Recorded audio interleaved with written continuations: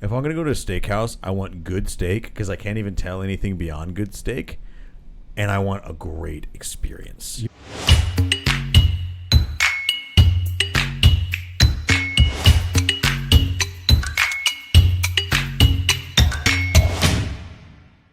So how in the world, considering the amount of dining out that you and I like to do in our lives, It's probably too much. have we just never done a video about our favorite places to eat? Because here's the thing: is some of our videos you'll catch like Jesse getting the third angle, right? And you'll see us flipping through our phone, kind of looking at stuff. We do a little bit of research on some things.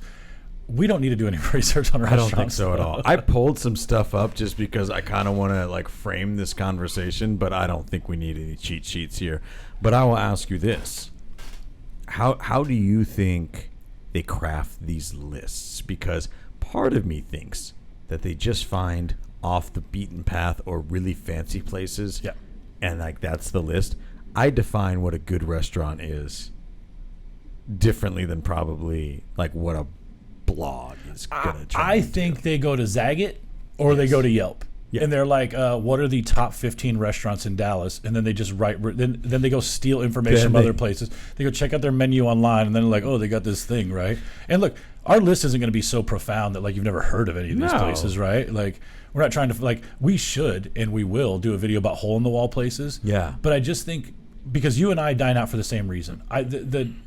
The dollar amount matters. There's a point where a meal becomes ridiculous, of course. Yeah, I like good food, but I also Right? like having money in my Exactly. bank account. But I'm willing to increase the level of what I'm willing to pay if you're providing me with something that just makes me feel a certain way. So you and I maybe- chase the emotions of the dining. Oh, for experience. sure. Big time. I think to maybe get some guidance here, should we do let's do it subject. So we'll do our favorite Mexican places, high-end steakhouses, or medium lunch places every day instead of just the best restaurants. Yeah. So let's start with the fancy stuff and work our way down. I forgot the storm was still on. I know there's a little rumble in the background. I was like, What's your favorite fanciest place? So here's the deal. There are places that are more expensive in Dallas. There's no doubt that but I will, and anybody who knows the history of me is probably not going to be super surprised by this, but if I'm going to go drop $150 on dinner, I am doing it at Hillstone every single time. No doubt. That's where I'm going. The car just goes there when I don't know where to go. Right? If you're ever just I don't really know what I want, but I want to eat someplace nice and I want a cool environment, I'm just driving there. It is the environment there is super good. Like I said, the car will drive itself to Hillstone and University Park if I'm just looking for someplace to go. That's probably just my favorite. What should I eat there? You can get anything. So French dip, ribs, I crab had cakes. the French dip last time, I Yeah. think, and it was really good. It's off the charts every time. And here's the thing that I really enjoy about it is that the wine prices are reasonable, right? If you go order a martini there, you're definitely going to be ugh, Yeah. right? But it is probably single-handedly my favorite place to order wine because wine markup in restaurants is 3.5 times. Oh, it's probably one of their biggest profit points. It's huge. Yeah. That and soda, honestly, right? Fountain Yeah, soda costs costs them a nickel a glass. and they charge right? you $3, and But- it's a huge markup. Exactly. So, but there, the wine prices are pretty awesome. What's your best steakhouse around here? I don't know. I don't get too insane. I can do Pappas Brothers is amazing. Sure. Right? There's a lot of really generic places, but the place that we've all went a bunch that I've enjoyed the most from an ambiance standpoint, Town Hearth is pretty freaking amazing. Town Hearth is dope. It is really And awesome. I like that you said that because I am much more of an ambiance guy All day. when it comes to steakhouses, ambiance and service, because I can tell you what a bad steak is. I am self-aware enough to know that the dudes that are well, if you get this certain you're bougie, stop Yeah. it. I will I also like Texas Roadhouse. I understand it's not as good as Bob's or Fleming's or Town Hearth, but it's good enough for me. I understand that those places are way better. I love Town Hearth. I love the ambiance. I love the service. I love everything. If I'm gonna go to a steakhouse, I want good steak because I can't even tell anything beyond good steak. And I want a great experience. You and I went over to Haywire one night in where's that Legacy Legacy West, West, yeah. and ordered a tomahawk ribeye and a bottle of Dominus Cab. Just we shared a steak and a bottle of wine. That was the weirdest day of eating out. That's when we went to, and shout out, that's when we went to Taco Libre, Yeah. which is a huge taco festival / Mexican wrestling event that they do here at the farmers market every April. Yep. And we went there, enjoyed a lot of tacos and a lot of Jalisco style Estrellas, and went to haywire after. We're just like, give me the biggest steak. He's like, we have this $100 steak, and I looked at Brian. I was like, you want to split that with me? So we did. Two dudes eating some meat. We've done a ton of taco reviews, so I think but I will say if you're just talking about my default place to go, I'm going to Gloria's or Mi Cocina and getting Mambo taxis, right? That's one of the things that people do. Patio Patio's great. Patio's the big bit here. But is Mi Cocina regional? Are they all over? I don't know. I'll tell you, there were 0 in Iowa before 2003 where I lived. I don't know if that's a great sample. 100% not. 100% not. As far as chains, those are probably we just had Gloria's on Saturday. I love it, and I love Mi Cocina. Those are probably my two best chains. This is going to be a hot sports opinion because we do a whole list of these. What would be your other favorite non-chain taco place? Dude, that's just, okay. So much that goes So into it. what was the place that we went to that had the pink sign that was one of the first two that we did off of Knox Henderson? Ooh, Taco Head? No, it was not Taco El Heads. Come Taco. El Come Taco. I drove by there the other day, and I remembered how much I loved that place. That was the second taco video we ever did. Matt ate brains there. I did eat some sheep brains there. I ate crickets there, too. He did. And then had a little speakeasy around the corner. I know. I thought I was going to tough guy all our taco videos, and I got off that bit real quick. What is it about speakeasies that are so appealing to me? I love them, and I don't know why. Because the reality is I can go to any bar and just only hang out with the people that I'm there with. So the idea of a speakeasy being inclusive is not really the bit for me because I'm already not going to talk to anybody else. But there's something dangerous about it, I think. It goes back to the ambiance thing. It goes back to maybe I like an environment, and I will tell you the reason I fell in love with Houston is before they closed the place on Beltline. When you used to go in that restaurant, especially in the evening and the lights were turned down, it felt like nobody else was in there. Yeah. And I will say I've been to a few speakeasies here locally and a few in Austin, and it has the same feel. I know we're doing a Dallas video. There's this place in Austin. I can't remember what it is, but they do bad or good and evil versions of drinks.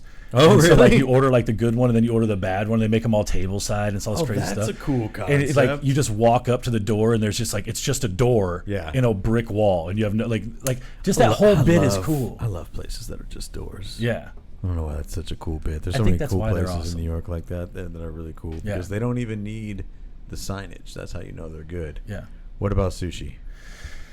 Oh man, that's a tough one. You know what's funny? We probably eat more sushi than we do tacos. I will tell you, or it's pretty close. Sushi marquee for me. If we're just talking about because I can sit here and we can talk about like bluefish. I'll be honest. This is a place where I'm a little bit ignorant. There are probably sushi people out there who are going to be like, "You are a moron." Real sushi people are going to tear us apart.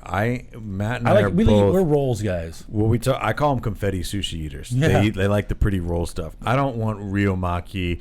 I will eat it if everybody else is. I'm not going and doing it on my own. No. I enjoy good fish, but I'm not going to seek it out unless the entire group wants to. I'm a roll guy. Yeah, so understand our opinion is based off the fact that we're really entry level, baby guy, generic sushi eaters, right? Yeah. There's good place. I like the happy hour at Kona Grill. Kona's good. Right? Just from a happy hour standpoint, we always hit up lunch at Sushi Marquee when we're doing sushi with business clients around here. Sure. Whatever. Hole in the wall little place. I like Raw a lot. Yeah. If that's a little bit of a chain place, but if you kind of want consistency, I like the one thing I'm not crazy about sushi places in general is the consistency in the sense that I can't go and get the same thing at one sushi place as I can at another, called different things and stuff, which always throws me for a loop. Raw has good consistency. Edico.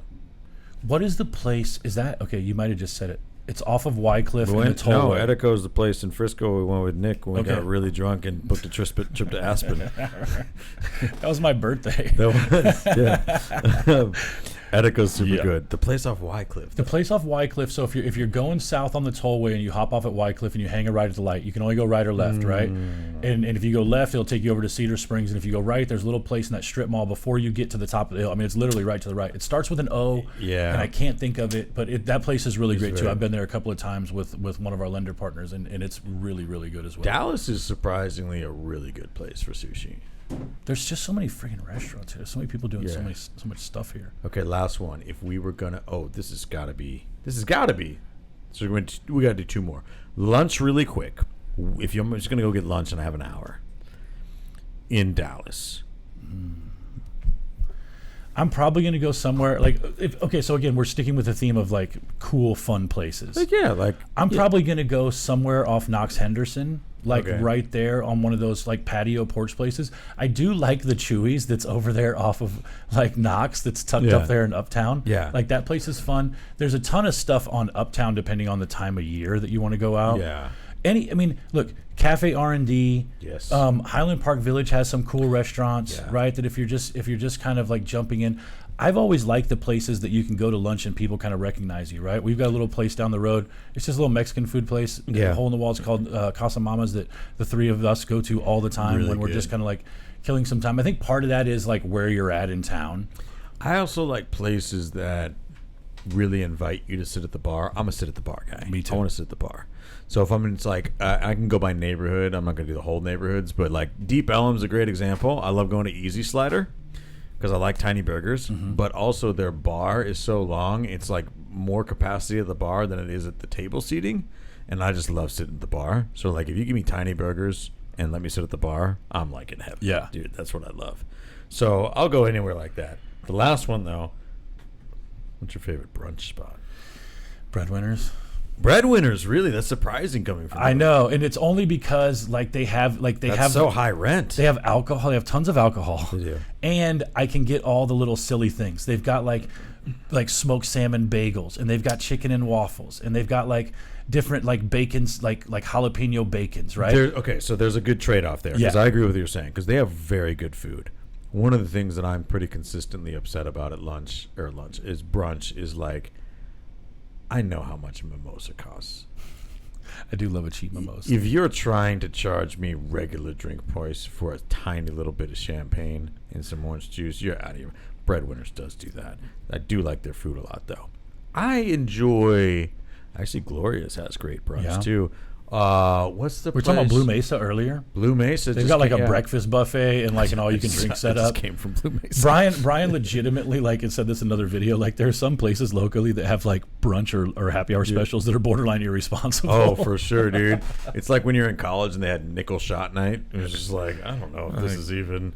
They're trying to get people arrested. What are the places? So like Old Monk is pretty good off Henderson. What's the other place? The Porch. Yeah, the Across porch is place cool. Pretty good. I will say the porch I haven't been to in a while, and I certainly hope it survived all of this. The porch was one of my That's true. favorite places to go, and I have not been there in a while. We don't visit all these places. I Every know day. Jake's down there is no longer open. Down there really? off the corner of Belmont and I didn't Knox or know wherever that. is. So here's the thing: this is actually the fact that we kind of can rattle off some stuff, and as soon as we get done with this video, we'll think of 50 other places. Is just a testament to how many places there are. Because if you're up in Frisco, Yeah. there's a million places off Main Street that are really cool, right? Oh, Like yeah. there's just stuff everywhere. If you're at the Star where I'm at, if you're at Legacy West where Brian's at, right? If you're in like up off El Dorado and McKinney where Nick's at, like all these places, there's a million little spots. I think the big thing is like go and find a place that you really like and get to know the wait staff and Yeah. like enjoy. That is my favorite thing to do is to be a regular at places. Sure. And then once I've found my 4 or 5 places, I don't really go anywhere else until I move to a new area and I have to. That's the thing. I think even you and I have only really scratched the surface. We just really like the places we like, and Yeah. people know us there, and that's kind of what makes it worth it. We're going to Fogo de Chão tonight. Fogo. Every Wednesday. Boom. Later.